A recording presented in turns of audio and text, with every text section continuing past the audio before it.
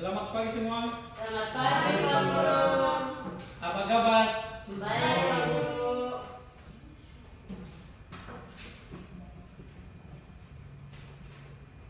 Sudah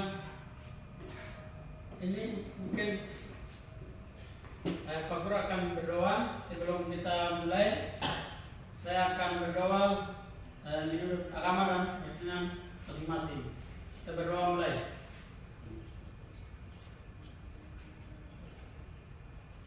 Berdoa selesai.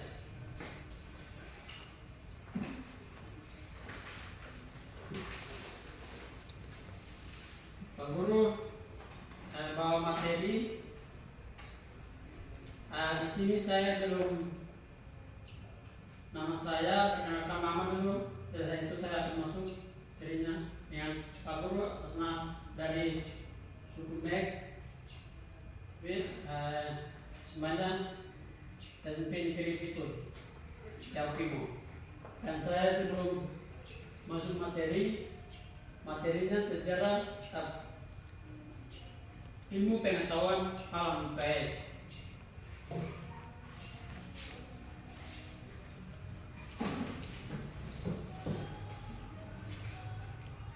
Sebelum materi mulai, saya akan cek dengan siswa.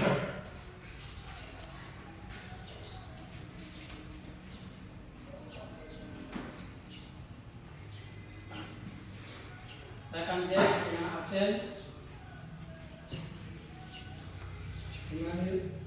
Imanius Ranu ada di Wandi ya Wandi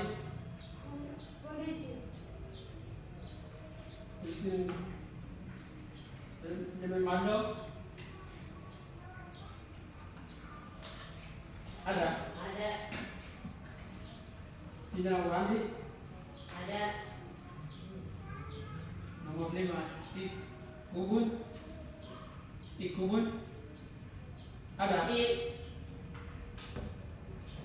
Tetis Solid So Fit Ada. makanya Ada. dari SMA. Baik, saya cek dengan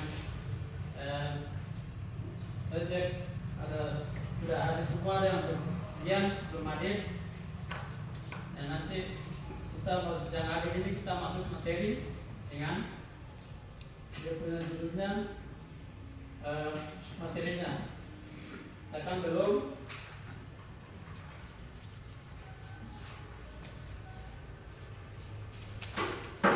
hadir.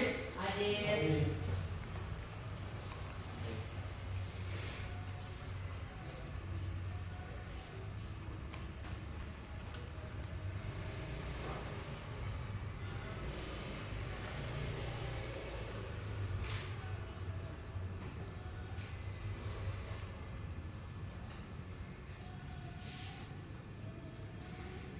Saya akan bagikan dengan materinya. Sini ada dua kelompok, ini punya dua, berarti saya akan bagikan materinya dua.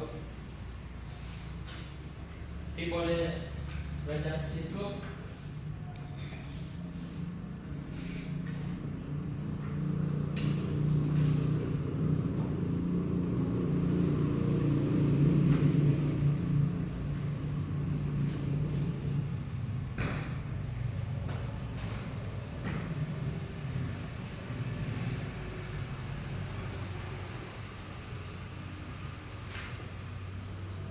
Kita masuk materi, belajar tentang ada berapa bagian. Ada 3 antara 7 bagian yang kita dipelajari mata pelajarannya. Ada 7 bagian, tapi kita ambil poinnya mungkin yang paling penting yang kita diambil. Semua kebanyakannya ada di sekitar 7 poin. Tapi kita ambil Ada berapa poin yang kita diambil?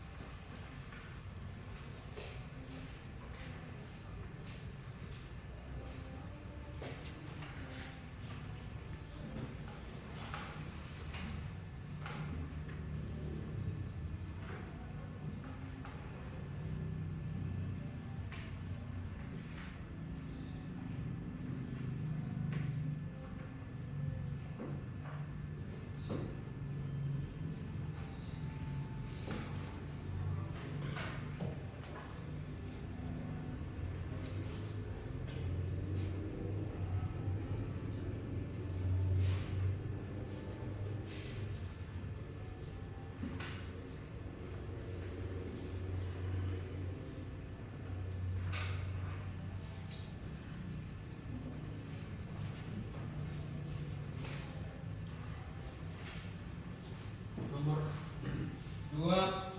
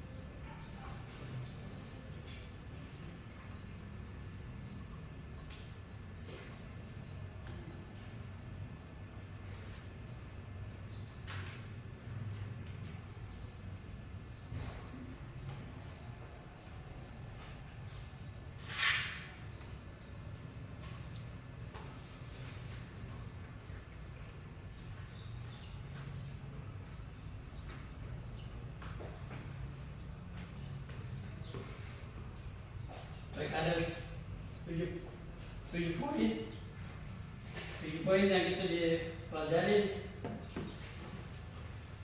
Jadi ada 7 poin itu kita kalau lihat mungkin waktunya kalau dia masih bisa kita akan bahas. Boleh ada, saya sudah fotokopi dan dibagikan, boleh diambil, dibaca-baca. Ada beberapa poin yang kalau boleh catat di depan ini boleh dibaca dan kita akan memulai materinya itu. Dan poin-poin yang paling penting saya sudah catat di depan.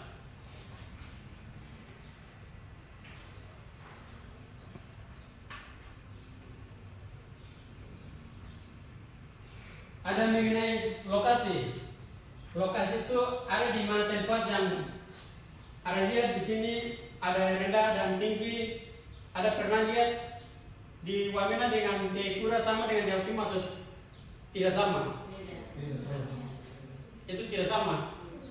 Ya, itu tidak sama. Kalau di sini apa di daerah Lang di sini apa disebut dengan apa?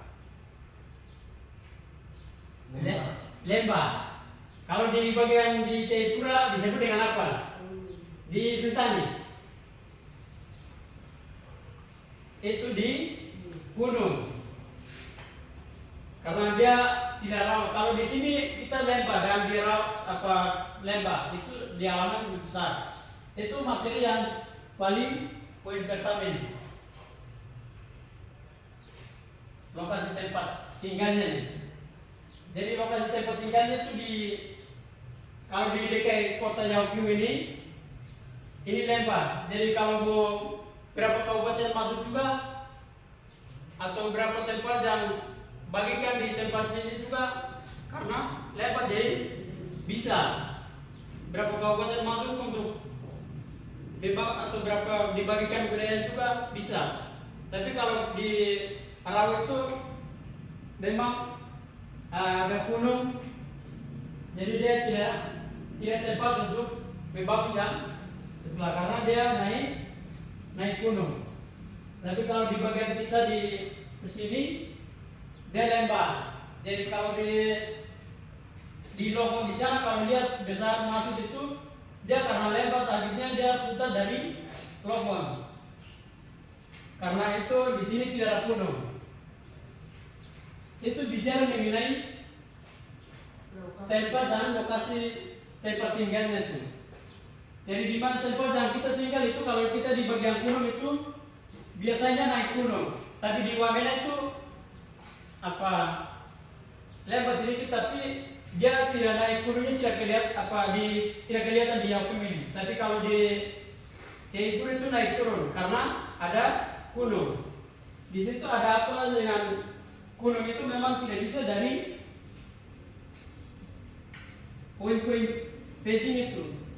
Mengenai lokasi tempat tinggalnya dengan konsep dengan upload itu kolektif dan seperti bermanfaat dengan peta. Jadi di situ ada di daerah rawa itu dia akan meresap. Tapi kalau di bagian gunung kan curang hujan. Kalau di bagian sini ada di bagian mana yang hujan, di mana dia di bagian jalan gunung hujan, di jalan lokal ada hujan atau tidak? Tidak hujan karena dia lembah. Karena halaman besar atau lokasi yang besar di Kabupaten Jawa Timur itu kan luas besar. Jadi di sini kenapa Pak Onis dia kasih desa dengan itu? Yang kebanyakan ada di luas masalah itu karena ada di lokasinya dengan lokasi itu tempat tinggalnya dengan posisi itu bermanfaat bagi kita. Jadi ada mengenai lokasi itu ada tempat tinggalnya dengan kondisinya itu sangat beda-beda itu.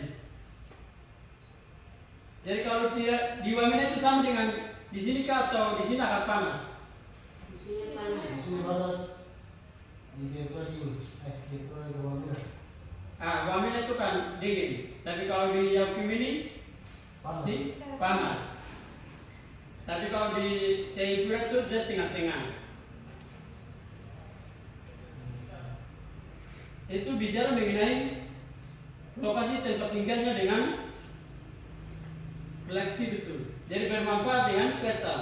Jadi peta itu mengenai lokasi itu harus dia punya detektinya dengan titiknya itu tempat-tempat tinggalnya itu. Jadi kalau kita di mana tempat yang tinggal di kampung-kampung itu ada yang tempatnya ada yang dingin, ada yang tempatnya ada yang panas. karena itu ada perbedaannya iklimnya itu. Itu bagian dari nomor pertama, tapi diskusi dengan antara ruangan dengan faktor-faktor yang mempengaruhi di interaksi antara wilayah dengan saling itu ada di nomor poin materi C itu poin ya bagian C itu materi itu. Jadi poin pertama itu yang tadi Pak sudah jelaskan. Kalau poin yang kedua itu antara ruangan dengan ya aktivitas atau ruangan dengan antara ruangan. Di situ ada faktor-faktor mempengaruhi dengan iklim atau budaya-budaya. Itu perbatasan wilayah itu harus di apa? Orang yang biasa ada kamera itu biasa di udara. Itu ada biasa titik-titik koordinat itu. Itu ada perbatasan-perbatasan. Jadi di situ dia punya perbatasan atau perbatasan itu harus beda-beda. Sama dengan di Yakim itu sama dengan Wamena atau beda? Beda. Ya itu beda. Kalau kita di bagian gunung itu ada di naik gunung. Tapi kalau kita di Yakim dengan Wamena itu sangat beda. Di sini kan ada dua bagian. Kalau dulu itu kita waktu saat tinggal itu panas-panas, tapi sekarang mulai dingin. Berarti kondisi kita atau ada di kalau misalnya setempat itu perubahan-perubahan itu. Karena ada di ruangan itu kan faktor-faktor mempengaruhi itu interaksi antara wilayah saling sama dengan semacam interaksi itu. Jadi di situ ada berbedanya. Ada berbedanya. Kalau kita di bagian gunung kan ada di sisi kita itu ada yang naik gunung, ada yang di panas. Itu karena ada dekat panas itu orang yang biasa tinggal di dekat panas, tapi orang yang tinggal di gunung itu harus tinggal di gunung. Berarti dia sudah terbiasa. Sudah terbiasa. Itu faktor-faktor mempengaruhi interaksi dan antar wilayah itu. Itu bagian ke nomor 2 itu. Kalau dampak perubahan iklim dengan pengaruh perubahan iklim terhadap aspek ekonomi sosial itu dengan ekonomi sosial dengan budaya. Di situ ada berapa? Ada ekonomi sosial dengan budaya. Bagaimana kalau kita ada di Yakim ini ada yang pernah lihat yang budaya kita hampir sama atau tidak? Ini bicara mengenai budaya dengan jadi kalau kita di Wamena itu kenapa bikin gambar batu itu apa? Kenapa orang bikin gambar batu itu yang lakukan seperti itu? Kalau di Wamena itu pakai dengan apa? Di Yaukimo. Itu bicara mengenai kebudayaan ini. Tanpa perubahan iklim dengan mempengaruhi iklim dengan terhadap aspek ekonomi sosial dan budaya ini. Itu hampir sama atau beda? Ya, kalau itu kita orang Jawa itu kita biasa digunakan itu apa? Kita pakai tarian-tarian adat itu. Jadi itu kebiasaan kita itu harus pakai depan. Barang jasa dengan kebudayaan itu. Tapi itu barang berharga yang ada di kita. Tapi kalau orang Wamena apa yang lakukan di Burung Cendrawasih dengan apa itu bicara kebudayaan. Jadi apa yang lakukan di kalangan masyarakat setempat di Wamena itu orang punya budaya. Kalau kita punya orang Yakin punya budaya itu apa yang lakukan di kalangan masyarakat setempat di sini. Ada yang pernah kamu lihat waktu saat penjemputan orang-orang besar kalau datang di Yaukimo biasa pakai jasa apa?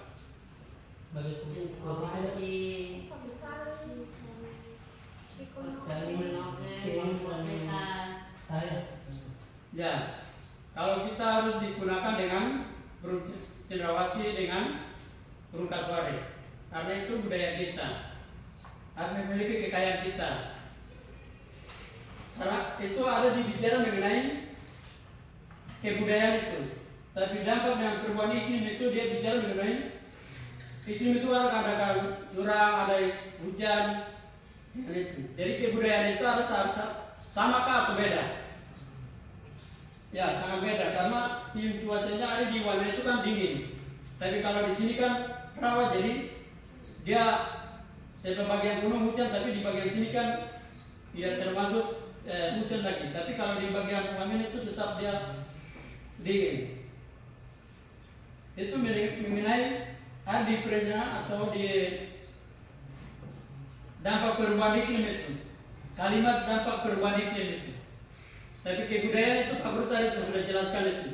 Jadi budaya itu bagaimana kita punya budaya, apa yang lakukan di kalangan masyarakat setempat, itu yang wajib digunakan. Kalau seni budaya itu apa yang lakukan di kalangan masyarakat setempat. Bagi budaya Jepang itu apa yang lakukan apa?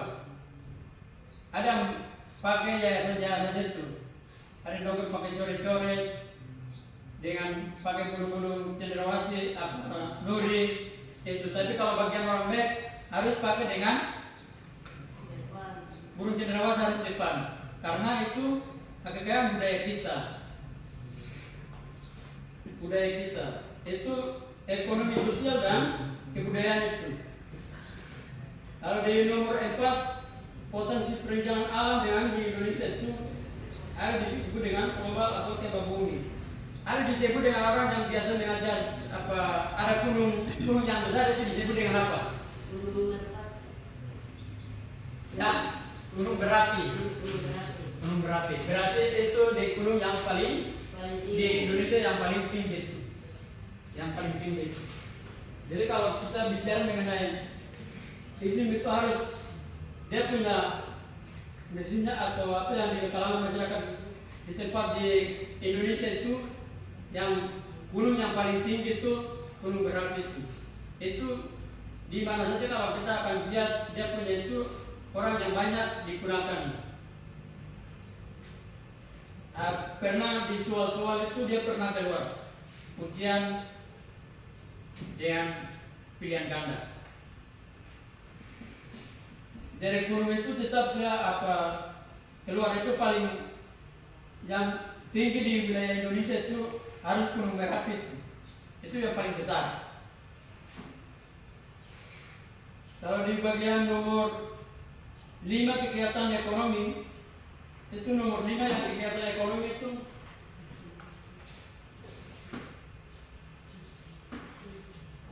dampak perubahan Pak Guru sudah, tapi ini yang belum potensi yang ada di Indonesia itu. Ya itu yang Pak Guru masuk di situ. Jadi kalau di yang paling gunung besar yang ada di Papua itu di mana? Ada yang pernah kamu dengar gunung-gunung yang paling besar? Itu di bagian Papua di sini. Tapi kalau di Indonesia punya sudah jelaskan tadi itu. Di Papua di Gunung Sidlo. Gunung Sidlo sama. Ya kalau bagian suku Kinjal itu ada gunung apa itu gunung Benal. Itu paling gunung yang paling tertinggi. Paling tertinggi. Itu keluarnya dari hasil perencanaan alam atau kebudayaan kita ada di keluar dari gunung-gunung yang itu. Yang paling besar. Potensi perencanaan alam dengan di Indonesia itu interaksi dengan kemajuan global dan tembak bumi. Dari di situ ada di sini kan ada lembah, tapi bagian-bagian gunung itu ada yang pernah kamu lihat? Pernah. Itu apa yang lakukan di kalangan masyarakat setempat itu? Itu ada tanah longsor kan tidak? Ya itu ada tanah longsor dengan air banjir dengan longsor itu orang yang bisa bikin kebun tapi dia menguruskan tanaman. Itu menguruskan tanaman. Yang poin yang ke-6 ekonomi. Ekonomi itu di kalangan masyarakat setempat itu apa yang lakukan di kalangan masyarakat? Ekonomi yang kita ada di masyarakat Jawa Timur setempat itu atau di Indonesia. Itu ekonomi itu ada di sisi kita itu apa yang lakukan di dalam produktif atau perencanaan interaksi itu. Konsumsi dalam kehidupan sehari-hari.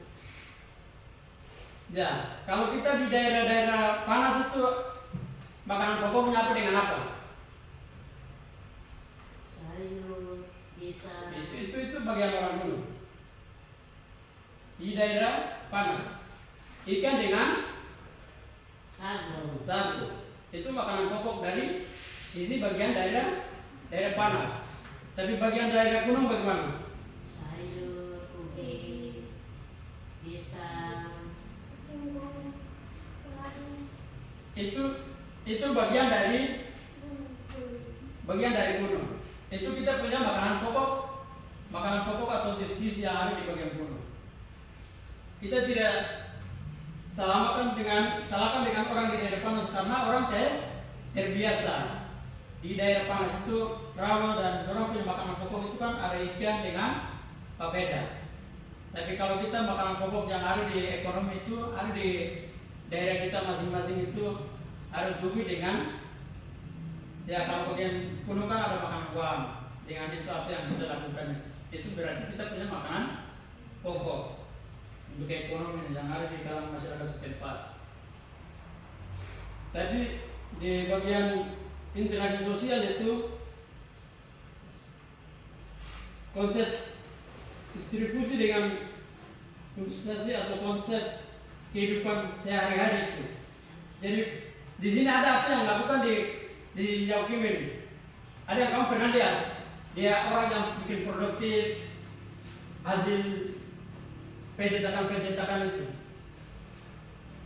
Kamu pernah beli tahu atau tidak? Di sini kan ada pencetakan produktif atau tidak? Ada di tempat Jalan Paradiso itu ada dong beli tahu itu. Ada di Jalan Paradiso. Ya. Baru ada yang dibikin somelnya di mana? Somel-somel yang ada di pengusaha-pengusaha itu. Itu kan ada di produktif. Jadi itu orang penjualan atau tempat-tempat produktif itu. Jadi boleh apa kalangan masyarakat setempat itu apa yang melakukan di dalam kehidupan sehari-hari itu. Jadi kalau kehidupan sehari-hari itu apa yang di kalangan masyarakat itu apa dia digunakan dengan apa pengalaman mereka itu dan produktif mereka itu menjadikan uang atau barang makanan saja. Menjadikan uang. Nah, di balik itu orang jual sederhana tapi harus menjadikan ekonominya, atau tingginya itu. Tapi kalau kita kebanyakan ada di Jayapura itu sudah beler dengan somel, ada di Koya sana, apa yang dilakukan? Itu ada buka kelapa sawit atau tidak? Ada. Ya, ada buka kelapa sawit dengan ada banyak yang lakukan itu. Jadi itu tanaman yang produktif itu. Itu kehidupan masyarakat setempat. Boleh kalau materinya sesuai kalau boleh kamu baca-baca.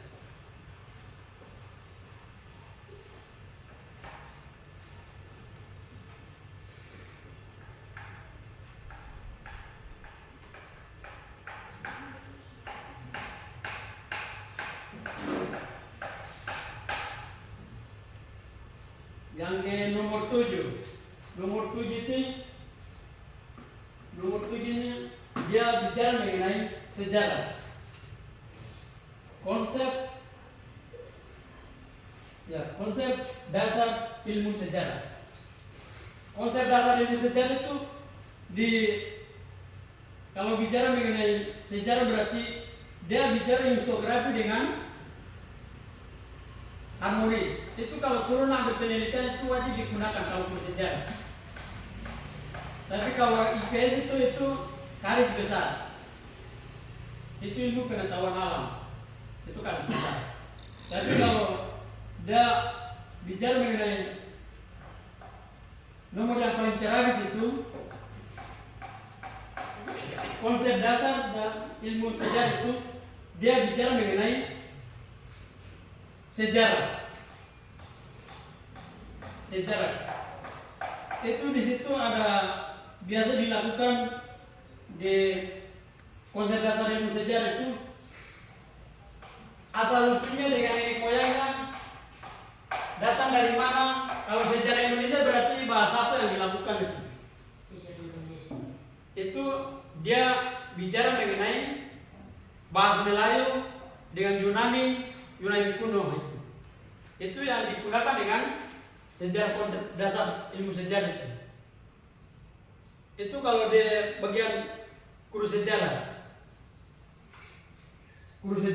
Tapi kita disebut dengan bab itu ada di konsep dasar ilmu sejarah ini pengalaman atau sebagai ilmu tentang manusia dan ruangan. Manusia dan ruangan itu apa yang dibentuk dengan waktu saat dulu itu bagaimana, sekarang itu bagaimana. Tapi kalau di sejarah Indonesia berarti dia asal usulnya nenek moyangnya datang dari mana, keturunannya itu. Pertama itu menciptakan apa, itu dia terjemahkan dengan bahasa apa, itu kebanyakannya ada di bahasa Yunani. Ada di terjemahan bahasa Arab. Tapi kalau kita disebut dengan, kita punya bahasa-bahasa yang sederhana itu kita disebut dengan apa? Barang benda itu. Ada yang kamu tahu?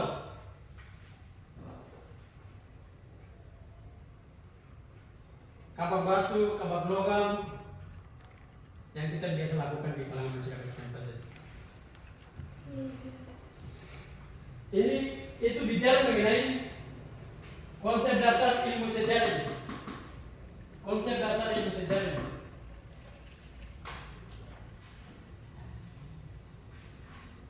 Itu di buku kelas 1, ini kan sejarah garis besar kalau IPS. Tapi kalau masuk di materi sejarah Indonesia berarti keturunannya datang dari mana, asal usulnya, nenek moyangnya, itu yang diambil. Tapi ini Pak Guru diambil ini kan garis besar. Tapi kalau sejarah Indonesia berarti dia bicara mengenai faktor sejarah itu beda-beda itu. Faktor sejarah itu beda-beda itu apa yang dilakukan di kalangan masyarakat itu. Ada yang tahu? Ada kapak batu. Di Wamena dengan di Yaokim ini kapak batu itu sama dengan Yaokim atau berbeda? Ya? Yang bisa buka wawasan cepat itu saya, Pak Guru sudah gambaran itu. Wamena dengan Yaokim itu hampir sama kah, atau Jai Guru dengan Wamena itu hampir sama kah atau beda? Kapak batu yang biasa diperhatikan dengan itu beda-beda. Karena itu aspek kehidupan sehari-hari kalau masyarakat setempat itu tidak sama. Ada di Wamena punya, ada di Yaokim itu sangat beda-beda. Kenapa orang taruh dipakai semua kabupaten?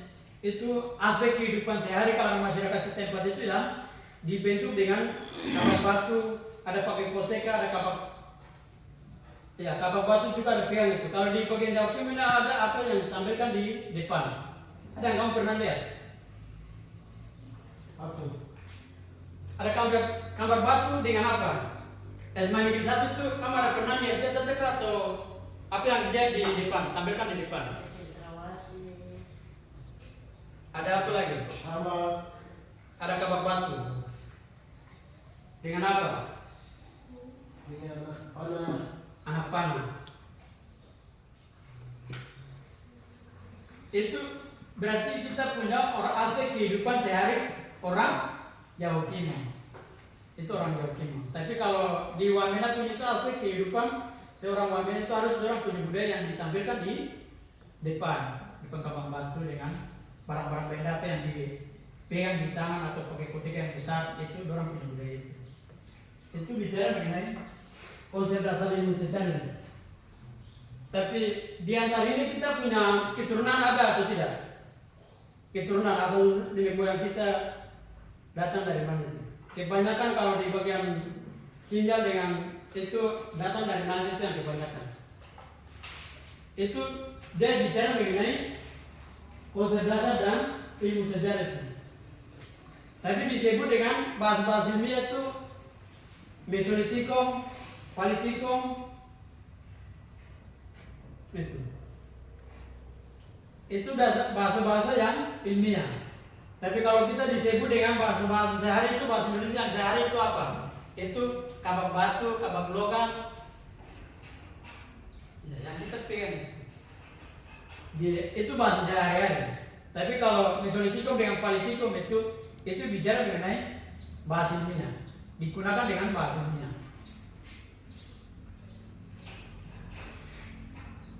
Jadi bahasa ilmiah itu kalau kita turun ambil data di lapangan itu wajib digunakan.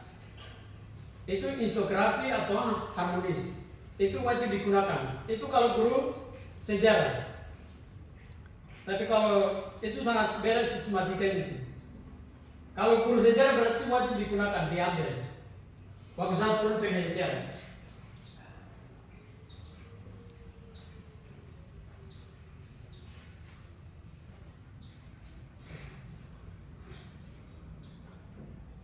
Itu poin yang nomor 7.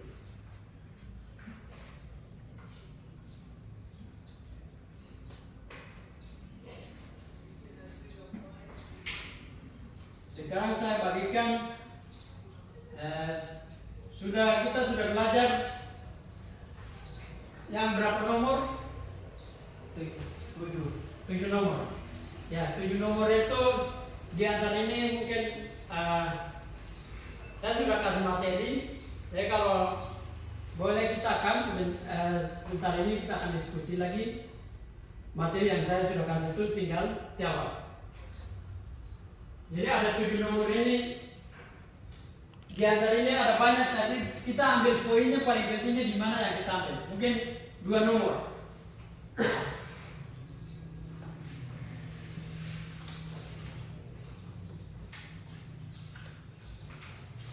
Dua nomor yang kita ambil dengan kerja masing-masing ya, kerja kelompok.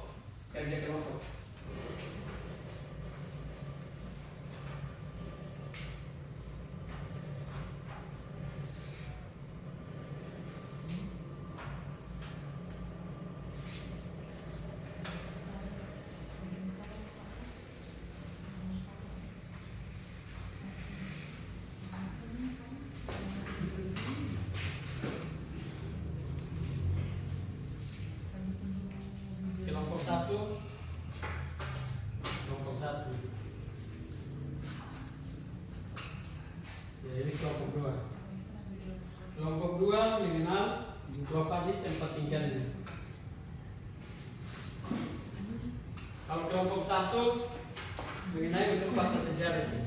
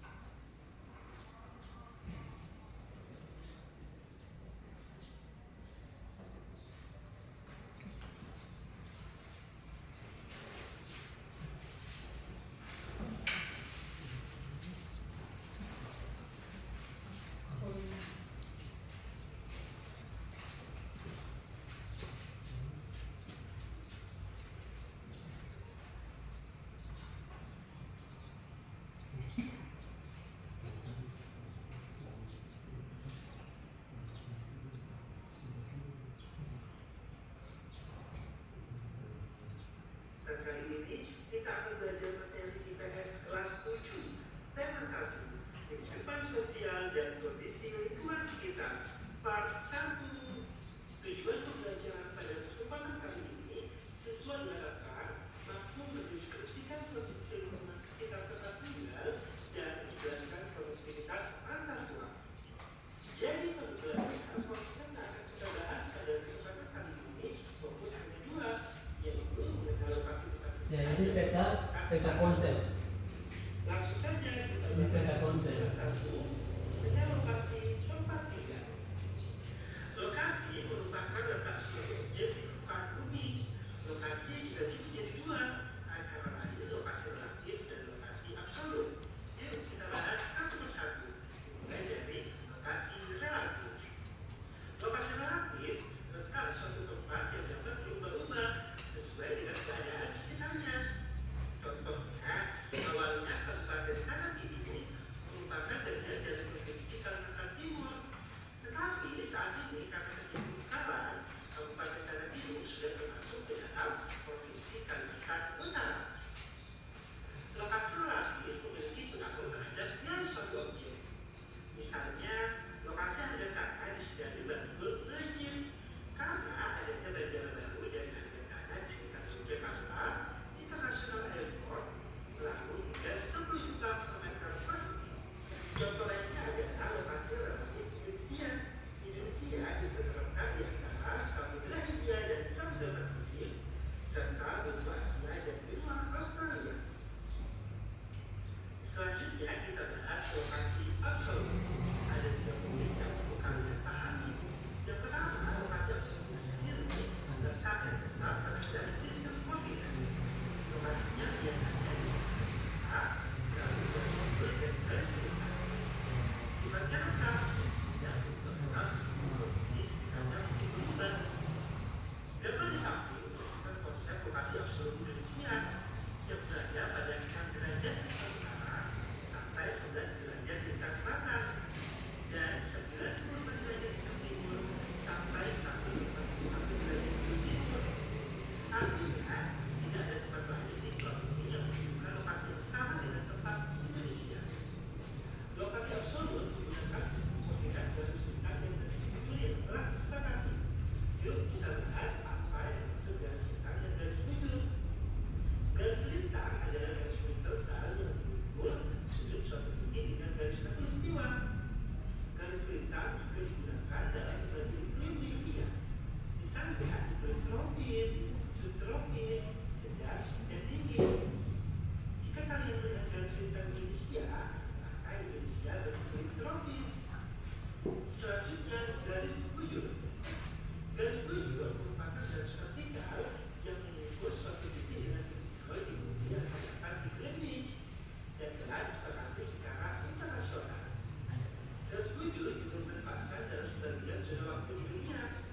Misalnya, zona waktu di Indonesia dibagi menjadi 3, itu dapat dari garis bujur Indonesia. Selanjutnya kita bahas bareng-bareng subtema 2, konektivitas antar ruang. Menurut sobat belajar, kenapa ada interaksi antar wilayah? Jawabannya, karena setiap tempat memiliki potensi sumber daya dan kebutuhan yang berbeda-beda. Hal inilah yang biasanya terjadinya interaksi antar wilayah dalam rangka memenuhi kebutuhan. Interaksi sendiri merupakan peristiwa saling mempengaruhi pada daya, objek, atau tempat. Dan berpeluang menunjukkan bahwa terdapat 3 faktor utama yang mempengaruhi terjadinya interaksi wilayah. Antara lain, adanya wilayah-wilayah yang saling melengkapi, adanya kesempatan untuk saling berintervensi, dan adanya perubahan dalam ruang. Yuk kita bahas satu persatu. Faktor yang pertama, Sudah mulai, wilayah-wilayah yang saling melengkapi. bayangkan sudah mulai kerja. Tentunya dorongan untuk saling melengkapi kebutuhan. Misalnya, wilayah A bisa kita sebut kota Batu, mengalami surplus sayuran dan surplus ikan. Sedangkan wilayah B bisa kita temukan Kabupaten Tanah, mengalami surplus ikan dan minus sayuran. Kedua wilayah tersebut akan saling melengkapi mengingat keduanya memiliki sumber daya yang berbeda.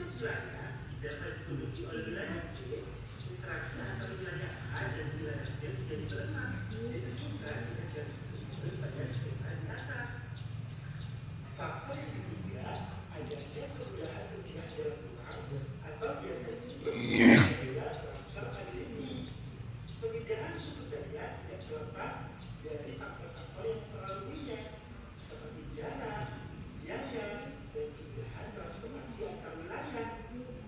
Wilayah A misalnya suatu sumber daya ikan, sedangkan wilayah B memiliki sumber daya ikan, tetapi memiliki sumber daya Z yang mencontohkan di sini. Tahu dan tempe sebagai alternatif pengganti kebutuhan.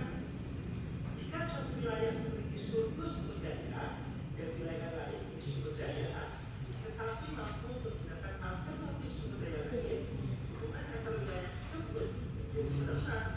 Bisa dijelaskan dengan garis pada skema di atas. Selanjutnya kita bahas bersama perbandingan karakteristik wilayah pedesaan dan perkotaan. Yang pertama dimulai dari basis ekonomi. Pedesaan biasanya pertanian menjadi basis ekonomi yang utama, seperti pertanian padi, jambu, sayur, dan buah. Sedangkan di perkotaan, basis ekonominya adalah industri, perdagangan, dan jasa, banyak tempat makan, pusat perbelanjaan, dan penyedia jasa seperti di perkotaan. Pada bidang mata pencaharian, di pedesaan memiliki sifat agraris dan togel.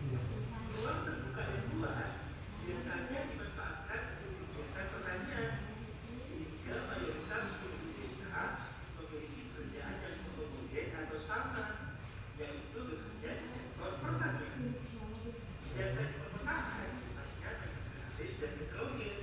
Lahan terbuka yang terbatas membuat mayoritas penduduk kota bekerja di bawah sektor agraris dan kota menjadi peluang pekerjaan, sehingga jenis pekerjaan di kota menjadi heterogen atau bermacam-macam. Contohnya menjadi pedagang, mencuci sepatu, dan penyedia jasa desain grafis. Selanjutnya, musim atau cuaca.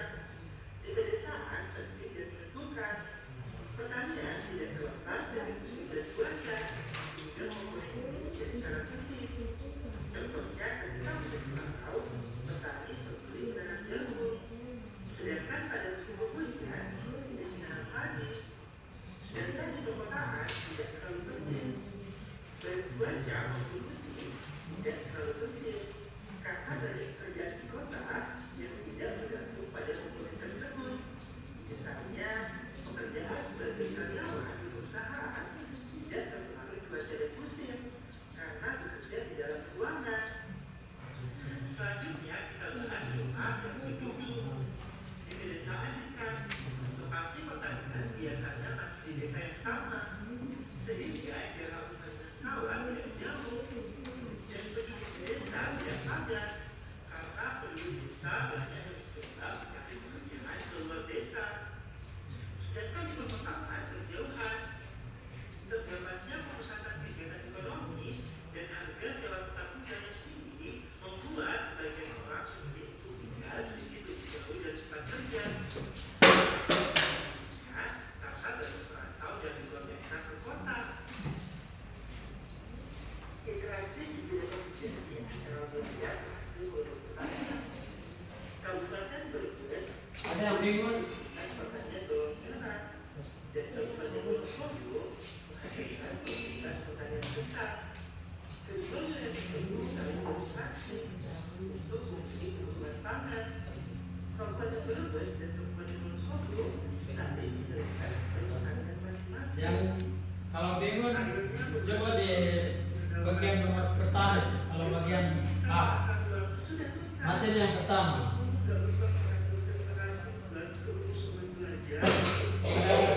Fotokopi jadi materi yang pertama. Dengan cara like, komen, dan subscribe. Sampai jumpa di part 2. Di bagian A, kalau kelompok B berarti paling Rangkuman materi ini terakhir. Tema 1, kehidupan Konsep sosial dasar di lingkungan sekitar. ilmu sejarah. A. Mengenal lokasi tempat tinggal. 1. Pengertian lokasi. Lokasi adalah tata suatu objek di permukaan bumi. Lokasi dibagi menjadi 2. Lokasi absolut, letak yang tetap, ditentukan berdasarkan koordinat lintang dan bujur. Contoh, Indonesia terletak di 6 95 derajat bujur timur sampai 141 derajat bujur timur. Lokasi relatif, letaknya berubah sesuai keadaan sekitarnya. Contoh, perubahan wilayah administrasi seperti Kabupaten Tanah Timur atau nilai lahan di dekat jalan raya. 2. Garis lintang dan garis bujur. Garis lintang, garis horizontal yang membagi bumi menjadi belahan utara dan selatan, juga digunakan untuk pembagian iklim. Garis bujur, garis Ya, itu vertikal yang dengan dia menjadi belahan di lokasi tertinggalnya. juga digunakan untuk pembagian zona waktu. Standar waktu internasional ditetapkan melalui Konferensi Meridian 1884 di Washington DC yang memutuskan Greenwich Mean Time (GMT) sebagai acuan. 3. Manfaat sistem koordinat. Membantu kapal dan pesawat menentukan posisi, membantu pembagian iklim dan zona waktu, menjadi dasar navigasi dan penentuan waktu global. 4. Pemanfaatan peta digital dalam kehidupan. Transportasi online mempermudah memesan kendaraan tanpa harus mencari uang, ekspedisi pengiriman, memperkirakan biaya dan waktu pengiriman barang, menemukan alamat, undangan digital dan aplikasi pesan antar memanfaatkan peta digital, menentukan rute terbaik. Peta digital memberikan rute alternatif dan informasi lalu lintas agar perjalanan lebih efisien. B. Konektivitas antar ruang. 1. Perbedaan tempat menjadikan interaksi terjadi. Setiap tempat memiliki potensi sumber daya dan kebutuhan yang berbeda, sehingga muncul interaksi antar wilayah untuk saling memenuhi kebutuhan. Interaksi adalah saling mempengaruhi antara daya, objek, atau tempat. 2. Pengaruh bentuk muka bumi terhadap mata pencaharian. Bentuk muka bumi beragam mempengaruhi jenis pekerjaan masyarakat. Contoh, kawasan pesisir menghasilkan hasil laut, dataran tinggi menghasilkan sayuran. 3. Peran sarana transportasi. Jaringan jalan dan transportasi mendukung interaksi antar ruang agar barang kebutuhan dapat dipertukarkan dengan lancar. 4. Faktor-faktor interaksi wilayah. Edward Pullman. Bobo, Kentang, cuaca dan iklim. Cuaca adalah kondisi udara pada suhu mempengaruhi kadar air tanaman, kelembapan membatasi hilangnya air, angin membantu menimbulkan dan radang tenggorokan. Mungkin dapat menurunkan hasil pertanian, misalnya gagal panen karena banjir. Sosial budaya, nelayan kesulitan melaut karena cuaca tidak menentu, berisiko kehilangan pekerjaan. B. Potensi bencana alam di Indonesia. 1. Kondisi geologis Indonesia. Letak geologis. Indonesia terletak pada pertemuan dua jalur pegunungan dunia, Sirkuit Pasifik dan Sirkuit Mediterania, sehingga memiliki 127 gunung api aktif yang membentang dari Sumatera hingga Halmahera. Pertemuan lempeng tektonik, Indonesia berada di pertemuan 3 lempeng besar, yaitu lempeng Eurasia, Utara, Indo-Australia, Selatan, dan Pasifik. Batu dan abu hingga radius puluhan. Jasa kecantikan, pengobatan, tujuan distribusi, menyalurkan hasil produksi, barang jasa bermanfaat maksimal, memenuhi kebutuhan masyarakat, menjaga kelangsungan produksi. L. Interaksi sosial adalah orang tua sebelum sekolah. 3. Bentuk-bentuk interaksi sosial. A. Interaksi sosial asosiatif. Tangan, konflik usaha menyingkirkan lauk. 2. Ciri-ciri sejarah. Unik hanya terjadi sekali dan tidak terulang. Abadi tidak berubah dan tetap dikenang sepanjang masa. Penting berpengaruh besar. Itu bagian dari nomor yang ke-7. Unsur-unsur sejarah. Ruang tempat terjadinya Pak Guru, kenapa saya ceritakan dengan asal-usulnya nenek moyang Indonesia? Manusia pelaku utama sejarah karena semua peristiwa. Apa yang dilakukan dengan manusia itu pertama diciptakan itu apa dengan apa? Ada mukanya kayak apa pertama itu? Miripnya ada kayak kerak atau manusia yang modern kayak manusia betulan. Silsilah, babat, kronik, surat kabar, memoir, dan lain-lain. Sumber benda. Jadi itu materinya ada di kalau di kelas SMA berarti sejarah Indonesia ada di bab 2. Tapi kalau ini sejarah garis besar karena IPS itu dia bicara mengenai garis besar. Jadi Pak Guru diambil kesimpulannya dengan itu materinya ada di konsep dasar ilmu sejarah itu. Tadi di situ Pak Guru jelaskan tadi bagaimana ada yang kamu sudah ingat disebut dengan bahasa idiot. Assalamualaikum. Kembali lagi pada mata pelajaran ekonomi. Kali ini pada bahasan badan usaha.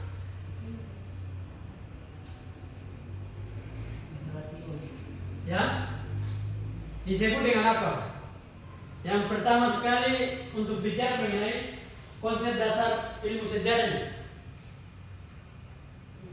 Kalau kita disebut dengan bahasa sehari-hari itu, bahasa Indonesia yang sehari-hari itu disebut dengan apa? Yang bisa kamu jawab. Ada kabak batu, ada barang beda. Jadi panah.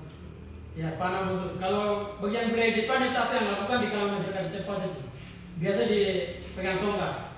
Itu bagian budaya Jepang. Kalau di bagian neck dengan ini jarak berpakaiannya akan sama atau beda? Ini konsep dasar dengan keturunan. Itu sangat beda. Jadi aspek kehidupan sehari di kalangan masyarakat setempat itu konsep dasar ilmu sejarah itu tidak sama. Harus beda-beda. Tapi pertama keturunan itu dia datang dari mana? Kalau sejarah Indonesia berarti dia bahasa Melayu, Yunani, Arab, itu yang dia disebut dengan itu sejarah. Tapi kalau kita di bahasa sehari-hari itu kita disebut dengan batu, barang beda itu. Barang beda itu batu, ada kabak logam, itu dijarah barang benda. Tapi kalau keturunan itu asal usulnya datang dari mana, itu yang Pak Guru sudah jelaskan itu, nenek moyang itu, nenek moyang. Keturunan kita datang dari mana, dari itu yang dijelaskan. Itu bagian nomor yang ketujuh.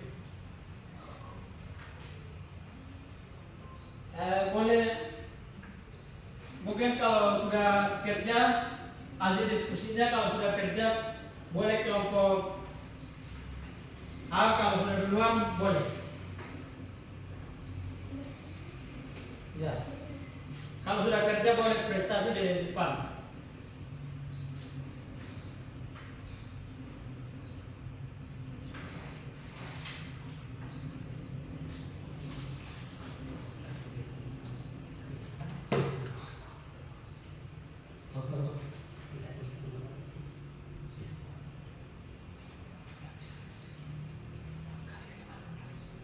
Ya, kalau belum prestasi tapi kalau alasannya capek kita kan tepuk tangan sambil senang. Karena kita duduk atau sakit dengan ini ketepian, jadi kita akan goyang badan sambil itu. Jadi boleh tepuk tangan. Ayo berdiri. Ya.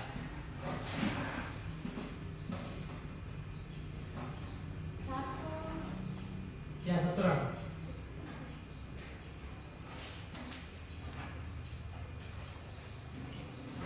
Tepuk semangat. Yes, yes, yes. Yes, yes, yes. Yes, yes, yes. Yes, yes, yes. Yes. Ya, boleh silakan duduk kembali.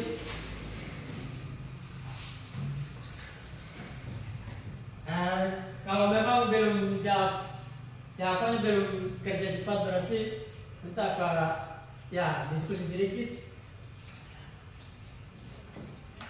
Tapi pastikan dulu baru akan presentasi di depan.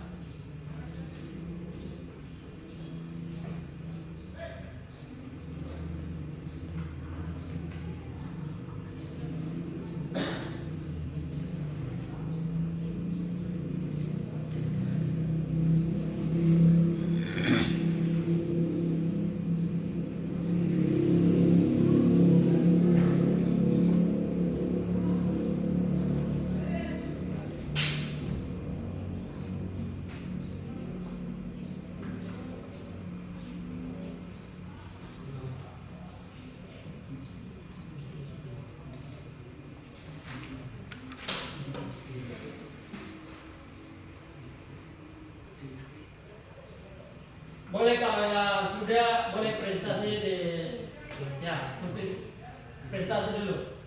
Yang merasa sudah. Mungkin kelompok A, kelompok B boleh. Di situ saja. Ya, yang penting duduk dan prestasi, yang penting berdiri dan prestasi yang dibaca. Ya, baik. Dari kami kelompok 1, konsep dasar ilmu sejarah dalam pengenalan sejarah sebagai ilmu tentang manusia, ruang dan waktu serta jenis-jenis sumber sejarah. Demikian. Terima kasih. Ya, boleh kalau kelompok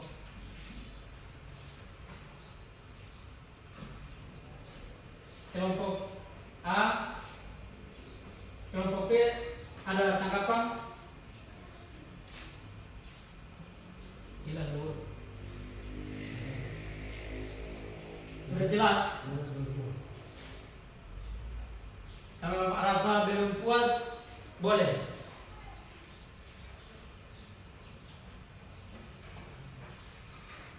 Ya, berarti kelompok 1 sudah, berarti nanti kelompok 2 lagi.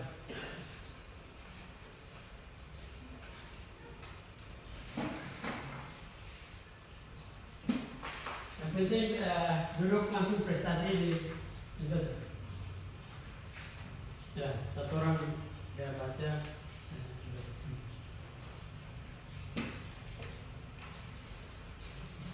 Baik, kita baca ada diskusikan kami dari kelompok 2 karena tempat-tempat yang mengalami 1 ada perbedaan daerah gunung dan rawa. Karena di gunung ada makanan sehari-hari, ubi dan keladi, sayur-sayuran dan buah-buahan. 2 di rawa itu karena makanan sehari-hari itu satu dan ikan. Oke, ada diskusikan kami sampai di sini. Oke, Terima kasih hasil diskusinya. Ya, kelompok sebelah ada yang mau bertanya boleh? Tidak ada. Mau tanya di sini. Minta dapur judulnya. Dia pokoknya. Pokok yang favoritasi. yang dia berjudul itu ada yang dialami dari ada daerahnya, Mengenai lokasi tempat tinggal. mengenai lokasi tempat tinggalnya.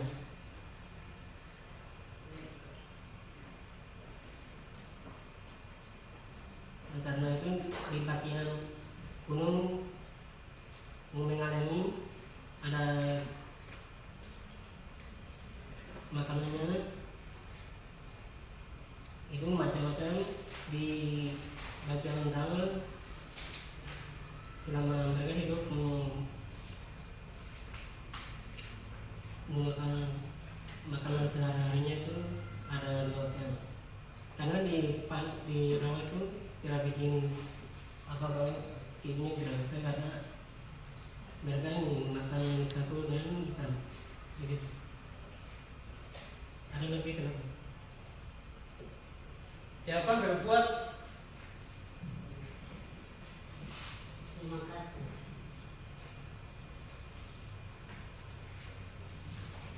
Kalau sudah berarti kita hasil diskusi kita harus tepuk tangan.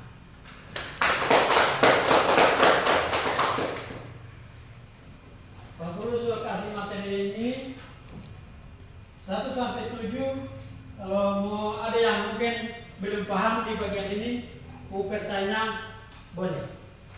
Yang kalau ada mau pertanyaan, kalau sudah berarti kita akan menutupi kesimpulan. Jelas sekali.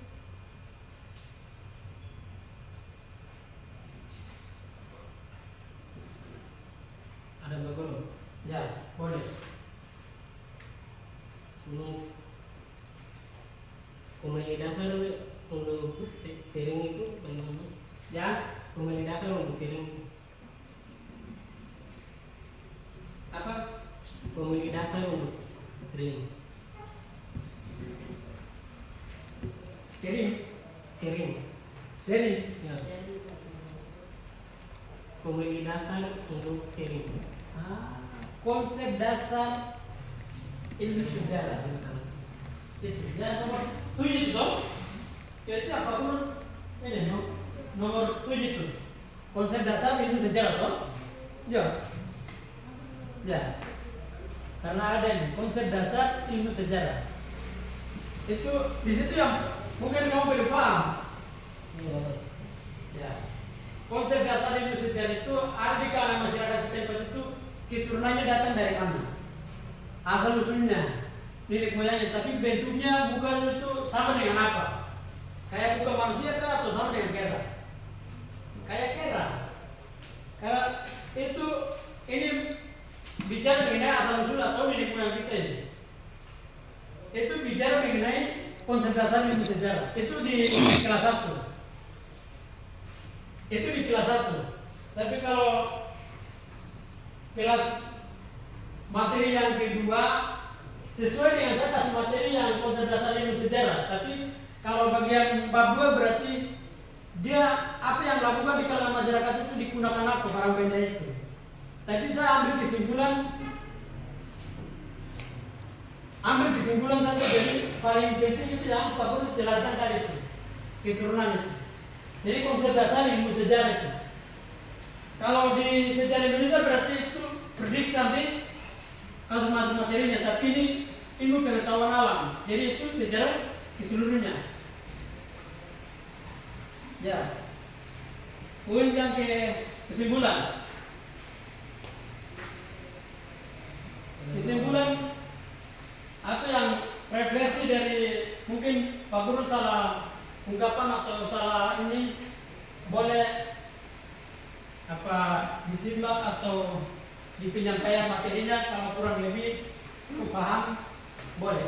Kalau ada pertanyaan atau mau apa, mau mungkin ini bagaimana, itu yang kamu harus diselesaikan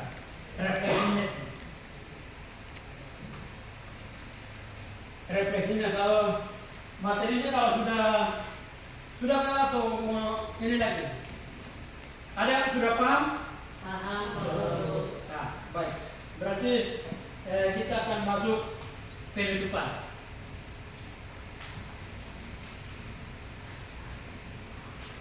Ya, masuk ke kesimpulan. Karena materi ini 1 sampai 7 poin ini kita sudah ikuti dengan jalur, sudah belajar, sudah paham. Jadi kita akan kesimpulan. Kesimpulan ini mungkin siswa ada yang tidak sesuai, tapi manusia biasa ada yang banyak kata yang ketinggalan, ada yang banyak kekurangan. Jadi nanti ada waktu atau mungkin hari yang ke depan akan lebih lengkap atau guru-guru lain yang kasih nanti lebih simak lagi, lebih meningkat lagi materinya. Jadi Pak Guru, materi saya sampai di sini ada 7 poin ini. Boleh kalau ada, saya sudah kasih materi beberapa bagian, 1 sampai 7 bagian, boleh simak. Tapi kalau tidak penting, tidak apa-apa. Tapi kalau mau ikut materi atau mau materinya kalau tidak sesuai dengan buku, Pak Guru mungkin tambah kalimat, saya minta maaf, saya akan tarik kembali. Dan mungkin ada penyampaian atau mungkin Pak Guru salah kata, ungkapan atau apa yang disampaikan itu yang saya mohon maaf, saya tarik kembali. Dan sekarang kita akan mengikutinya. Ini refleksinya mungkin dia apa yang dilakukan di Pak Guru Kalau yang baik berarti kita bisa simak sama-sama. Ya, kita akan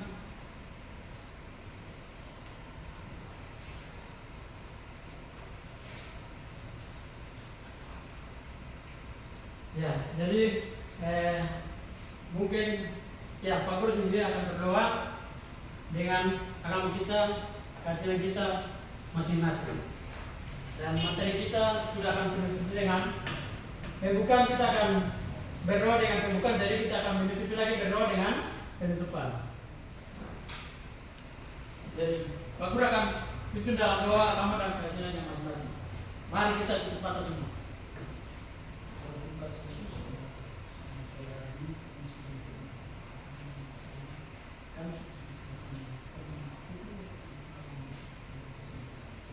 Berdoa selesai.